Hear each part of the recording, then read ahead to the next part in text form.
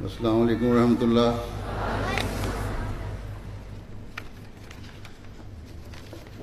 The check presented to me of £20,000 by Sadr Lajna Mahilla on behalf of the Lajna Mahilla UK.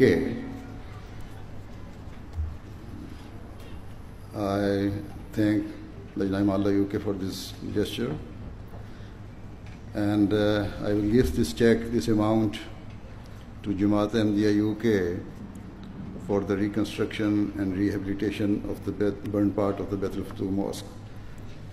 This check will go to Mir Sahib UK.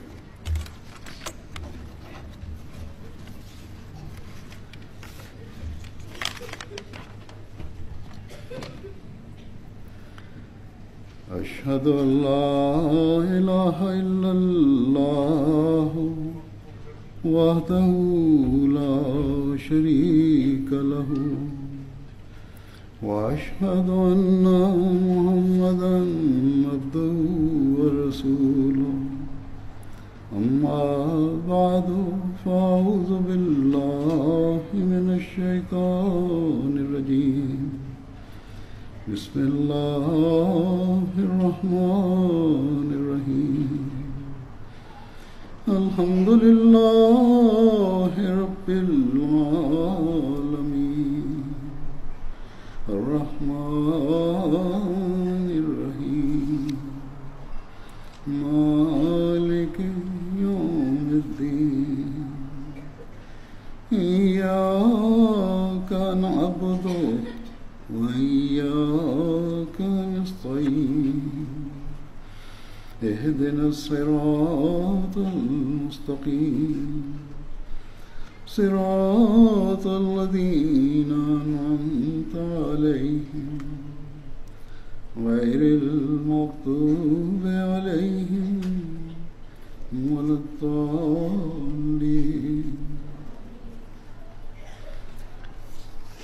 As a result of understanding Islam's true teachings, the members of the Jamaat, with the grace of Allah, appreciate the very high status of women according to Islam, and it is a status that most non-Ahmadi Muslims and the wider non-Muslim population are not aware of and do not comprehend. Today, your Ijtima, which is purely for Ahmadi women and girls, is concluding, and during the event, many activities and events have taken place in order to increase the religious knowledge, morality, and spirituality of the participants. Furthermore, from an administrative perspective, this Ijtima has been organized and run by women from start to end. And they will have made a program that is attuned to the needs and preferences of our ladies and girls. Hence, this Ijtima is a collective and practical demonstration of the great status bestowed upon women by Islam. One allegation often leveled against our religion is that it discriminates against women or considers them to be less than men. However, this is in complete contrast to Islam's true teachings. In chapter 4, verse 2 of the Holy Quran, the creation of human race is mentioned, and it states that Allah created humankind from a single soul. Immediately after this, the Holy Quran states, خَلَقَ مِنْهَا زَوْجَهَا, which means created therefrom its mate. In the Bible, where the creation of man and woman is discussed, the concept of a mate is also mentioned. However, it goes on to say that a woman was created from the rib of Adam. This is contrary to the teachings of the Holy Quran, which clarifies that women were not created out of the body of a man or from his rib. Rather, the Quran testifies to the fact that men and women were created from a single soul and are of the same kind and species. Thus, where the Quran says, created therefrom its mate, it signifies that Allah Ta'ala has made men and women in the same way, and it cannot be said that one is dominant over the other. Furthermore, when Allah the Almighty has said, خَلَقَ مِنْهَا زَوْجَهَا, that He has created a woman in the same way that He created man, it becomes clear that Allah Ta'ala has made the hearts and minds of women in the same way that He has created the hearts and minds of men. There is no mention of woman being created from a man's rib. Rather, similarities and likeness are mentioned. Despite this, throughout history, there have been occasions where men have sought to prevent women from fulfilling their potential and responsibilities, whilst at other times, women have sought to stop men from fulfilling their duties and responsibilities. Whether due to a superiority complex or an inferiority complex, at times men have considered themselves to be intrinsically different to women, or women have considered themselves inherently different to men. However, the Holy Quran has categorically refuted this concept by saying that men and women are of the same kind. It has clarified that men and women have the same feelings and emotions. Similarly, as each man will be accountable before Allah for his deeds, so will each woman also be held accountable for her acts before God. Nevertheless, it is true that Islam has given differing responsibilities and prescribed a division of labor between the sexes. Both men and women have been given differing roles. However, this should not be misunderstood to mean that women are incapable of understanding the responsibilities placed upon men. This idea of differing responsibilities is entirely normal and according to nature. Even amongst men, there are differences that exist today, whereby people have a differing skill sets and abilities. For instance, some men are trained as doctors, others become engineers, teachers, scientists, or a range of other professions and jobs.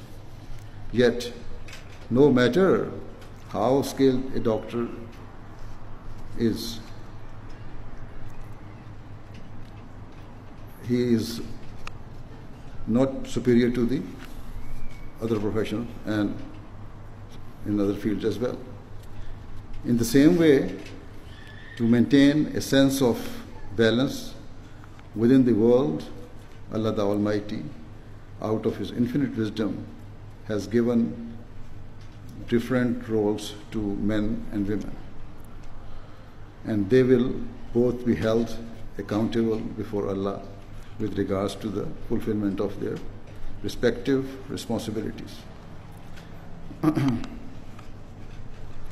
Indeed, the Holy Prophet Muhammad sallallahu alaihi wasallam said that just as it is the duty of a shepherd to protect his sheep, similarly it is the duty of every man and woman to fulfill their prescribed duties.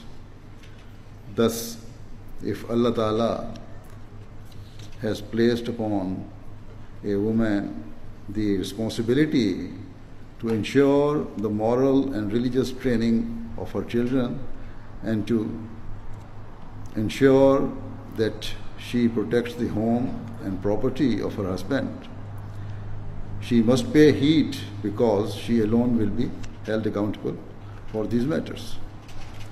In the same way, if a man has been asked with has been tasked with providing financially for his family, to care for them and fulfill their needs, he will be held accountable for this. The fact that Islam has allocated different duties to men and women does not mean that women do not have the ability to do the work of men or are inferior to in any way. As I said at the beginning, this Ijtima is being organized by Lajna members and is a great example of the excellent capabilities and organizational skills of our Ahmadi women. In fact, this Ijtima is actually a product and manifestation of the continued work and progress of Lajna Imam. Thus, any man who thinks that women should not take an active part in religious affairs or make sacrifices for their faith and should stay away from religion and just remain a decoration for their husbands to enjoy is guilty of extreme ignorance. Similarly, if any woman thinks that due to her domestic responsibilities, she does not need to partake in religious matters or make sacrifices for her faith and nation, she too is mistaken and is guilty of undermining the status of women. It was for the very sake of making our Ahmadi women understand their responsibilities and to remove any doubt about the need for women to be involved in religious matters and other activities, as Muslim Maud established Lajna Imam, so that every Ahmadi lady could become an active member of the Jamaat. Very beautifully, as Muslim Maud said that for a man the best name is Abdullah, and in the same way the best name for a woman is Amtullah, because any man should desire above all to be a man of God and his servant, whilst any woman should desire to be a woman of God and his servant. Indeed, in the Holy Quran, of all the qualities of the Holy Prophet ﷺ, one mentioned by Allah the Almighty is of his being Abdullah, a true man of God and his servant. Therefore, to be a sincere servant of Allah should be the greatest desire for any Muslim lady, and this is the reason your auxiliary organization has been named Lajna Imam.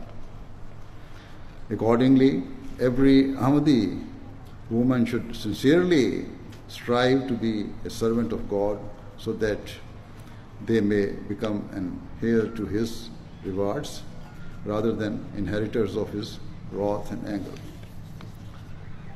In worldly terms, a person who has fulfilled his duties in the best way is presented before the monarch in order to receive an honor or reward, whilst a criminal is presented before the authorities for sanctions and punishment, whilst covetous glances are cast in the direction of the person who receives honors.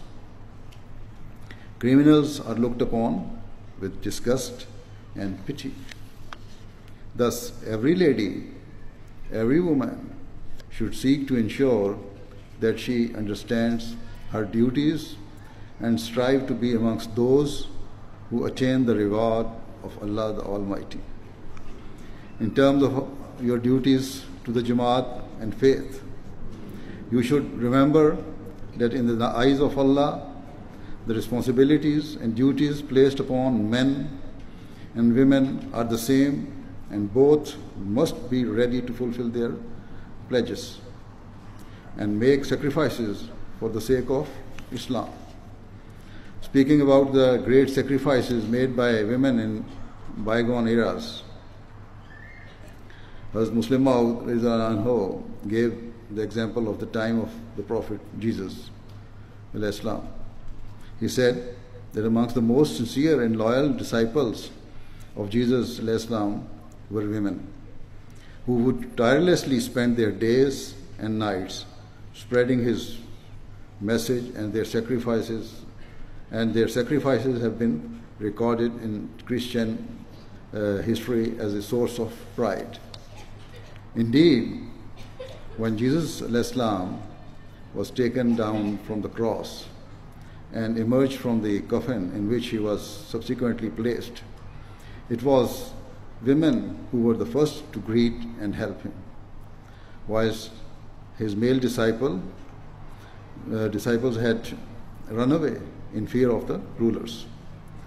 It is recorded that Mary Magdalene and other women,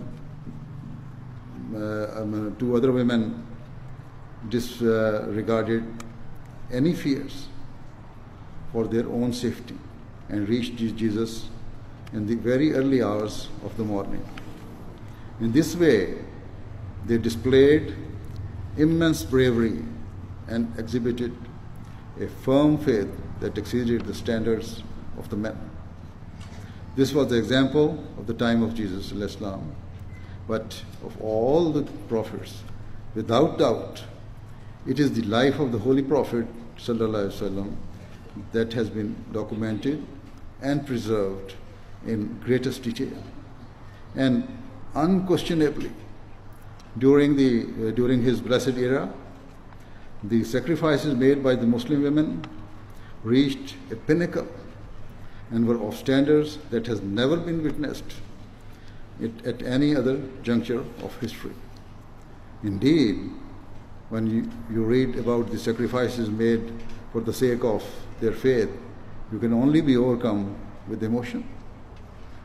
During that early period of Islam, the Holy Prophet ﷺ and his followers were subjected to ferocious levels of persecution, and unspeakable cruelties were inflicted upon them.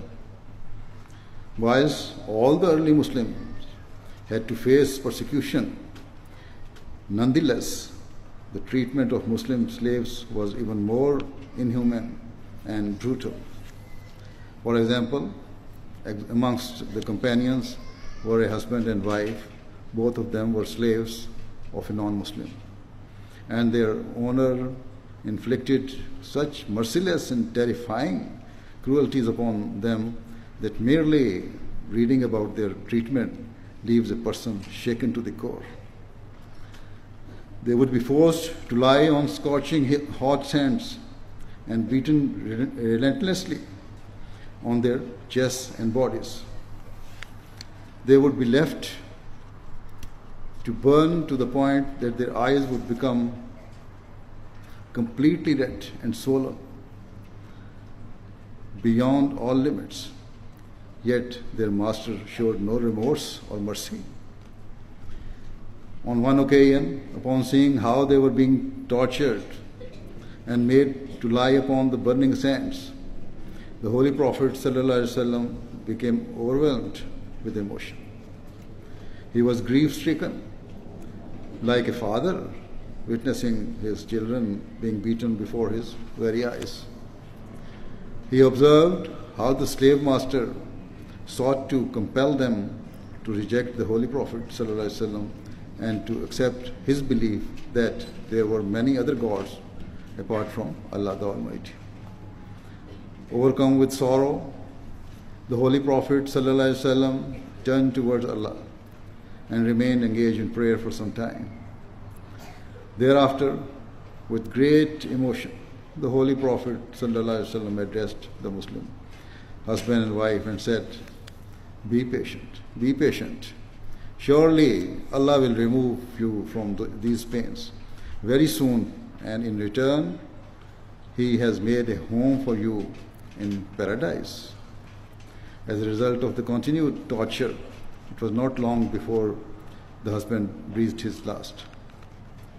Thereafter, the owner brutally attacked the Muslim lady by piercing her stomach with a spear, and so she also joined the rank of the martyrs. These slaves were not of any worldly rank or status. Yet, due to their acceptance of the Holy Prophet ﷺ and their impeccable standards of faith, they scaled the highest spiritual mountains and have been recorded in history for evermore. They were the people who gave every possible sacrifice and bore every form of torture for the sake of their belief in the one God. The persecution of Muslims in Mecca continued unabated, and finally, when it went beyond all limits, as the enemies of Islam continued to increase their evil plots, the Holy Prophet ﷺ instructed his companions to migrate to Ethiopia. Upon this, the companions protested and asked how could it be possible that they migrate to live in peace, whilst their beloved spiritual master, the Holy Prophet ﷺ, remained in danger and continued to face the most horrific cruelties. In response, the Holy Prophet ﷺ said that Allah had not yet commanded him to migrate.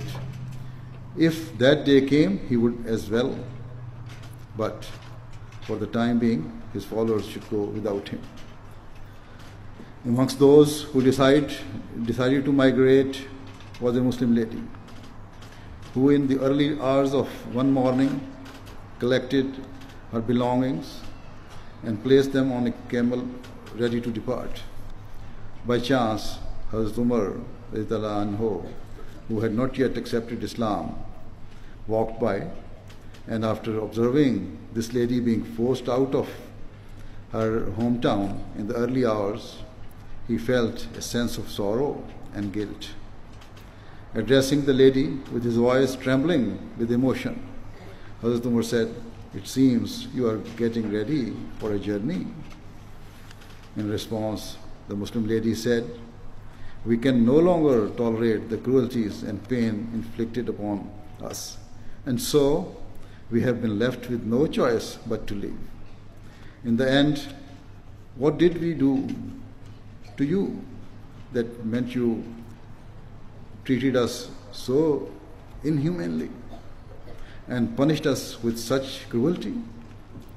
All we say is that Allah is one, but you cannot tolerate it, and so now we have to leave."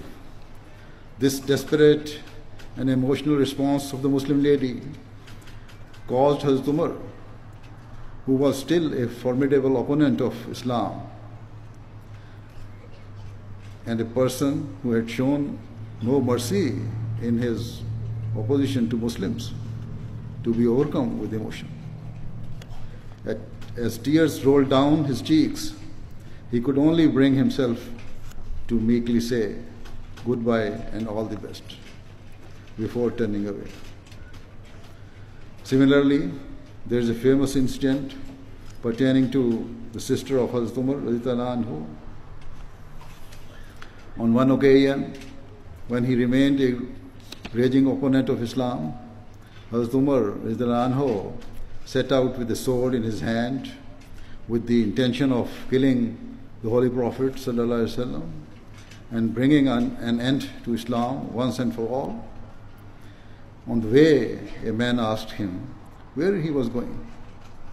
And when he told him his purpose, the man said that he should first inquire after his own family, as one of his sisters had accepted Islam. Thus, Hazrat Umar went straight to the house of his sister and knocked forcefully at the door. His sister and her husband were reciting the Quran, and upon realizing that Hazrat Umar had come, they hid their Muslim teacher as well as the pages of the Quran. However, Hazrat Umar had heard them, and so upon entering, he immediately asked what they had been reciting. His sister replied, "We were reciting the Holy Quran." Hazrat Umar said that he heard that she and her husband had become Sabi, meaning that they had accepted a belief that was not accepted by the people of Makkah. In a fit of rage, Hazrat Umar lunged forward in an attempt to strike his brother-in-law. But with great defiance and courage, his sister stepped forward to shield her husband and said, "Yes, we are Muslims, and if you want to kill us, then go ahead." Hazrat Umar was unable to withdraw his hand in time, and so he struck his sister accidentally or unintentionally in the face with such heavy force that she was wounded and blood gushed forth from her nose. Upon witnessing how his sister had sacrificed herself to protect her husband, Hazrat Umar was left astonished. Despite his hatred for Islam, Hazrat Umar was good at heart. And so, after seeing the blood on his sister's face, he felt shame and regret, for he knew that rather than protect his sister, as was his duty, he had been in means of grievously injuring her. Feeling restless and racked with guilt, his aggressive tone suddenly changed, and he timidly asked his sister if she would bring the pages of the Quran for him to read.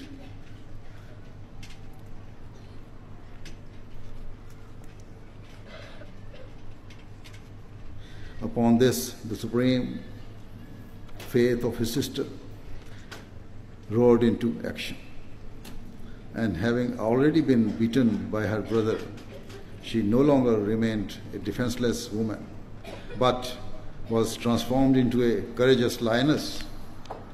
Without any fear, she declared, "You cannot touch the Quran, as you are not pure or clean. I cannot place the Quran anywhere near you whilst you are in this state." Having realized that he had done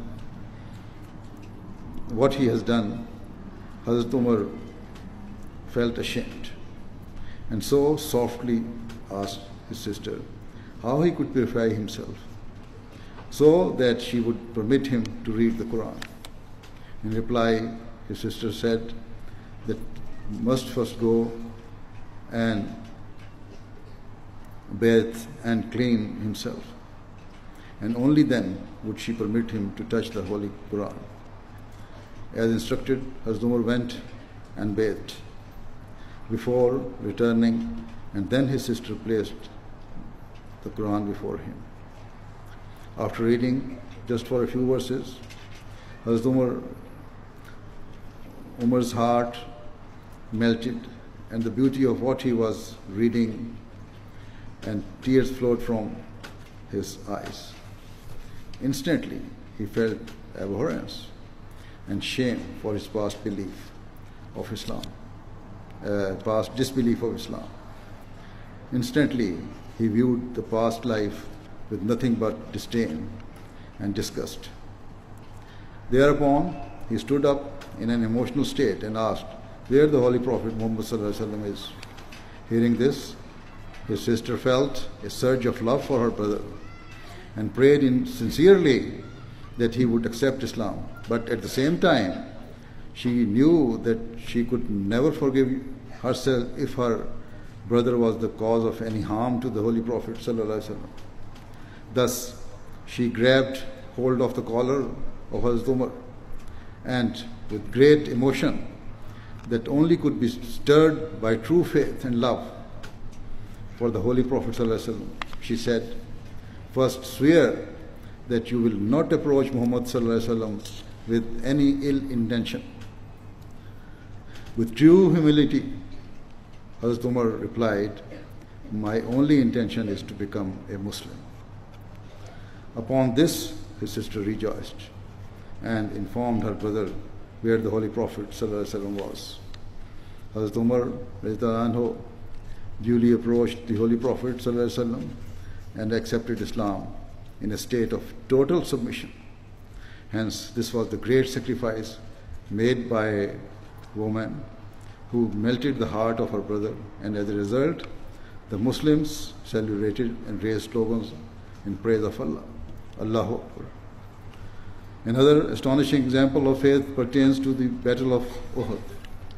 During that war, the blessed teeth of the Holy Prophet ﷺ were broken,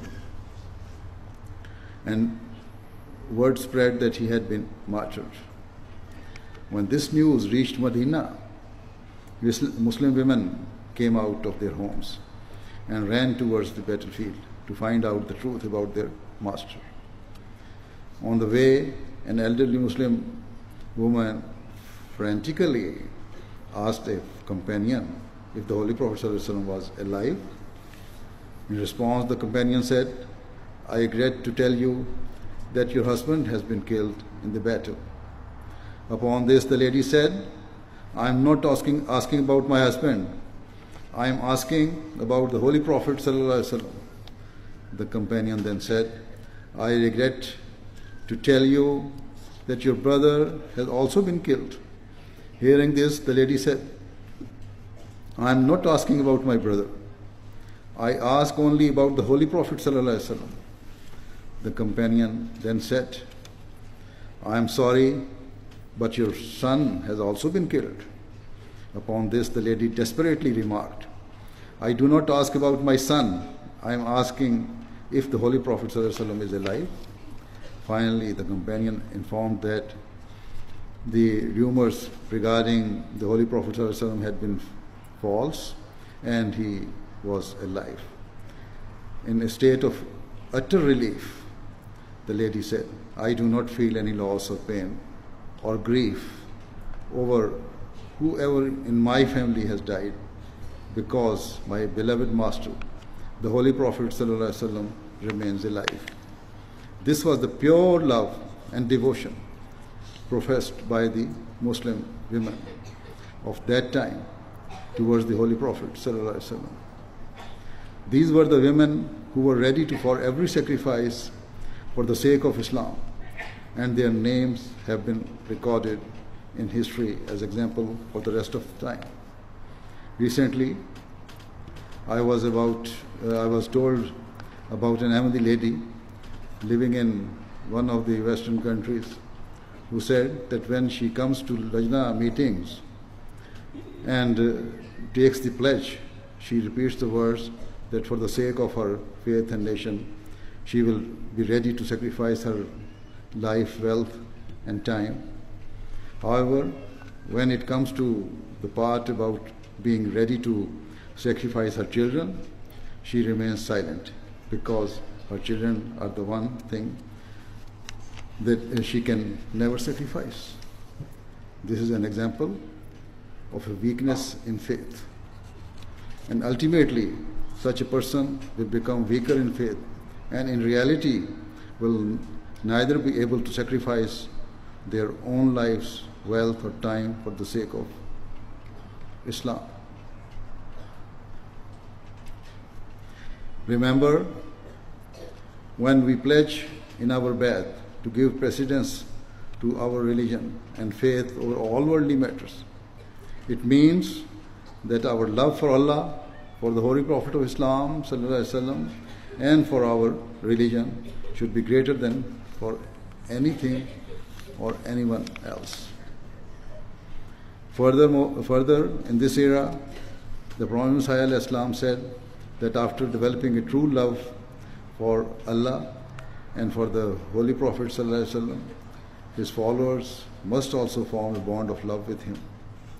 Thus, if we wish to remain part of Jamaat of the Prophet Messiah alayhi salam, we must manifest our love for him by fulfilling the conditions of our Bai'at and remaining obedient to his teachings.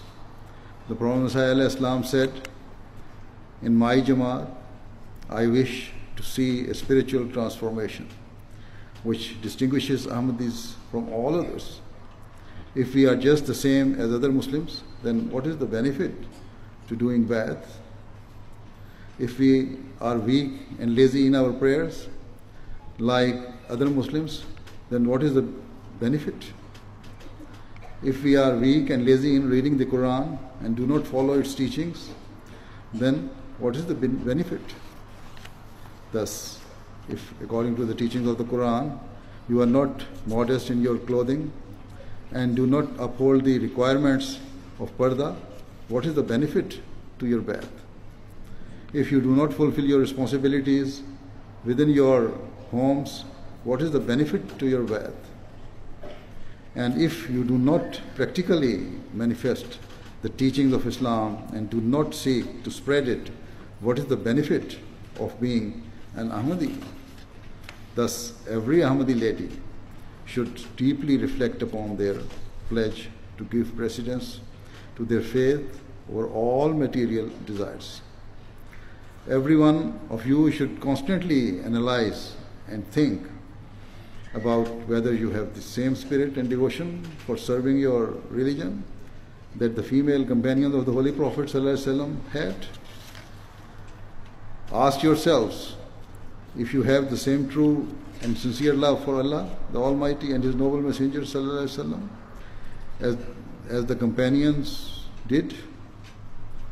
Reflect upon whether you have acquired the religious knowledge and insight needed to fulfill your duties. Consider if you are a true role model of your children and if you are bringing them up in the same righteous way that the companions raised their children. If the answer to the questions is no, you should be very worried and concerned, and it is also a cause of deep concern for the entire Jamaat. Let it be clear that you, our Ahmadi women and girls, are not living lives without purpose. Rather, you all have extremely great objectives, which I hope and pray you understand and strive to fulfill. In this era, one of the foremost objectives for our Lajna members is Tabligh. And to fulfill this responsibility, you must first spiritually reform yourself. You must personally set the best example and fulfill your duty to morally train and educate your children. And you must be their guide and attach them to the Jamaat for a young age, from a young age. Only then can you fulfill your responsibilities in the field of Tabligh. In this era, there is an urgent need for our women to portray Islam's true teachings and to spread them far and wide, without any fear or complex. You must propagate Islam by practicing its teachings. If anyone claims that Islam does not give women freedom or that they are oppressed by men, it is your duty to show the world that Islam has given you true freedom, true liberty, and true enlightenment. It is your duty to show the world that whatever restrictions exist are not forced upon you by men, but are willingly and freely adopted, having observed the magnificent teachings of Islam. If you do not wish to mingle freely with men or to sit alongside them, it is your own choice, made of your own volition, in order to preserve your honor and dignity. If you do not choose to shake the hands of men, it is because your heart demands that you follow Islam's teachings, which provide true dignity for women.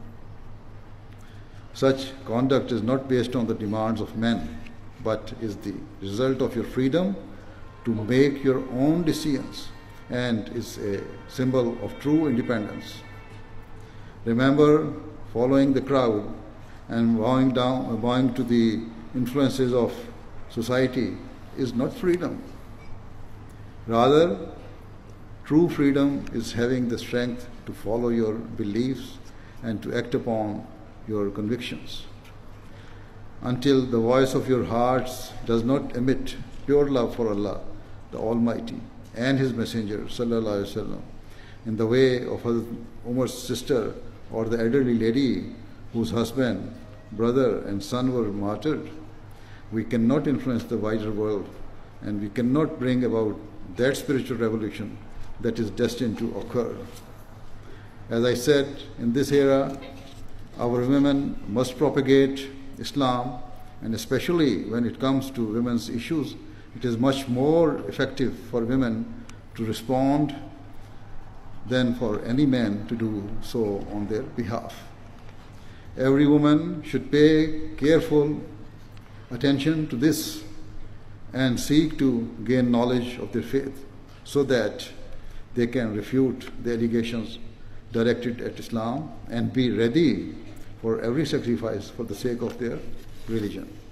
Thus, I ask all of you to understand and assume your responsibilities and to fulfill your pledge to morally train the next generation in the best way and to bring your children close to the Jamaat. I ask all of you to be ready to propagate Islam's teachings through tabligh within your own circles, and especially to women.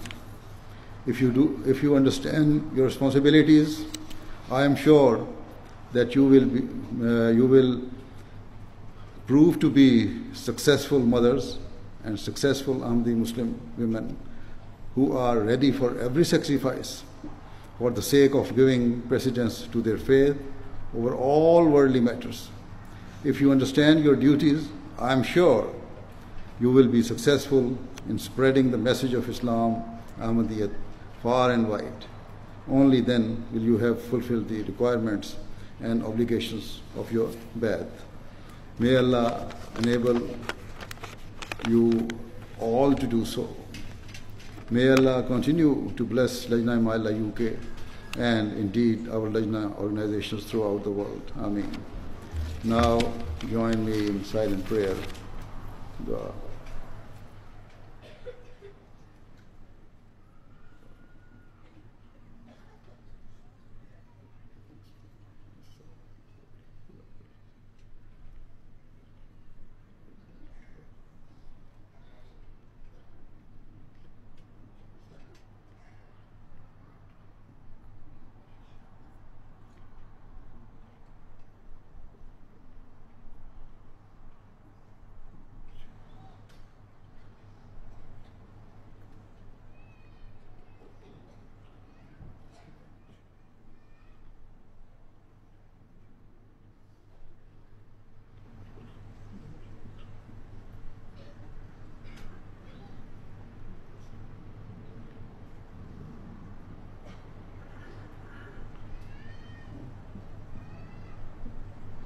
Ameen.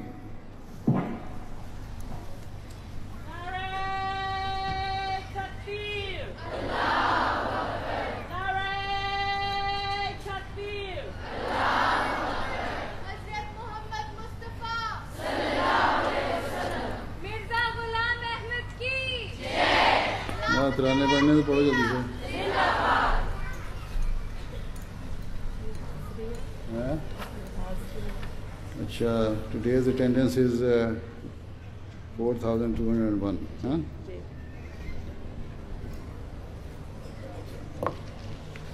Assalamualaikum.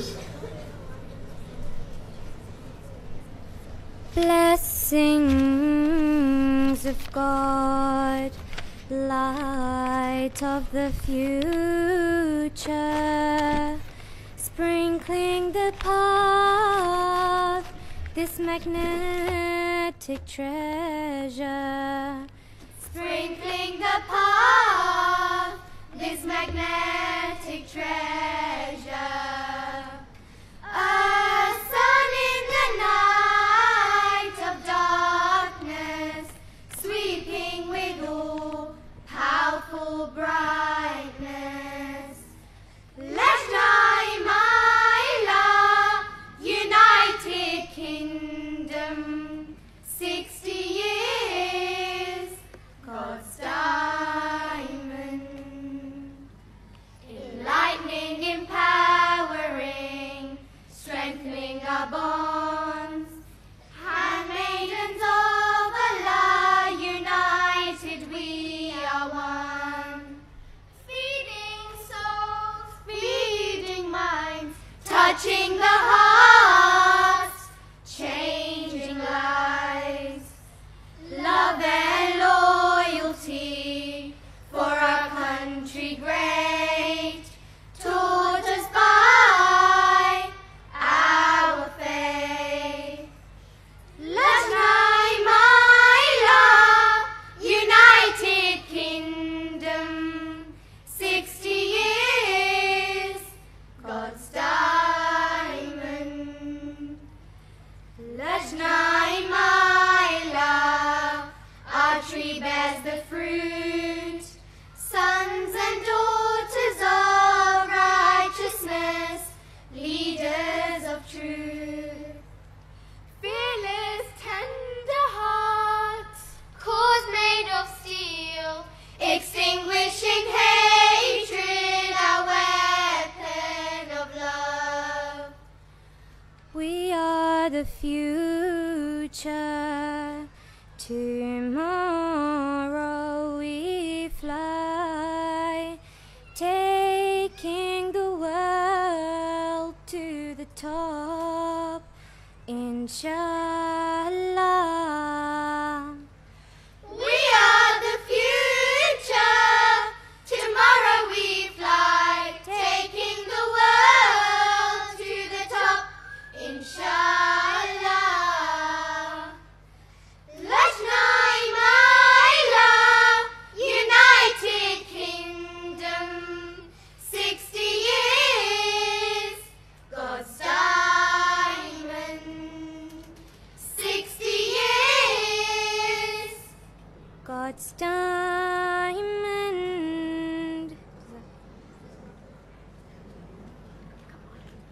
Nare Takbir! Allahu Akbar! Islam Ahmadiyya! Zindabad! Nasratul Ahmadiyya! एक बस ये नजर कराना था वो एक ही था अच्छा वो करने आ रही है नारे तकबीर Allahu Akbar! नारे तकबीर Allahu Akbar! Hazrat Muhammad Mustafa! Sallallahu alayhi wa sallam! Ghulam Ahmad की Jai! Khilafat-e Ahmadiyya! Zindabad! लजना इमाइला Zindabad! लजना इमाइला UK Zindabad! Nasrat al-Ahmadiyya Zindabad! Nasrat al-Ahmadiyya UK Zindabad! Khilafat Ahmadiyya Zindabad! Shuhada-e Ahmadiyya! Zindabad! Shuhada-e Ahmadiyya! Zindabad Hazrat Amirul Mu'mineen, Zindabad Hazrat Khalifatul Masih Al-Hamid, Zindabad Ummahat-e Shuhada! Zindabad Binnat-e Shuhada! Zindabad Nare Takbir! Allahu Akbar from 1957 to 2017 Lajna UK is 60 years now. Oh, let's celebrate Celebrate, celebrate. Oh, let's celebrate the Diamond Jubilee. La ilaha illallah, Muhammadur Rasulullah. La ilaha illallah, Muhammadur Rasulullah. La ilaha illallah, Muhammadur Rasulullah. La ilaha illallah, Muhammadur Rasulullah. Oh, ini biara ni ho, afata se yasumno, jiso nyankupon kuti, na Muhammadu noye nismafo. La ilaha illallah, Muhammadur Rasulullah. There is no God But Allah, Muhammad is his messenger. La ilaha illallah, Muhammadur Rasulullah. Hedeste Qibla Noma. La ilaha illallah, Heder Dil Ki Dawa. La ilaha illallah, la ilaha illallah, Muhammadur Rasulullah. Kisi ki chashmi fasu, sazne kiya jadu, to dil se nikli sada. La ilaha illallah, la ilaha illallah, Muhammadur Rasulullah. Nare takbir, Allahu Akbar. Nare takbir, Allahu Akbar. Hazrat Muhammad Mustafa sallallahu alaihi wasallam. Mirza Ghulam Ahmad ki jai. Mirza Ghulam Ahmad ki jai. Khilafat Ahmadiyya, Khilafat Ahmadiyya. Hazrat Khalifatul Masih Al-Hamis, Hazrat Amir Al-Mu'mineen, Nasiratul Ahmadiyya UK, Lajna Imaila UK, Waqfati No UK. Nare Takbir. Assalamu alaikum warahmatullah. Assalamu alaikum warahmatullah.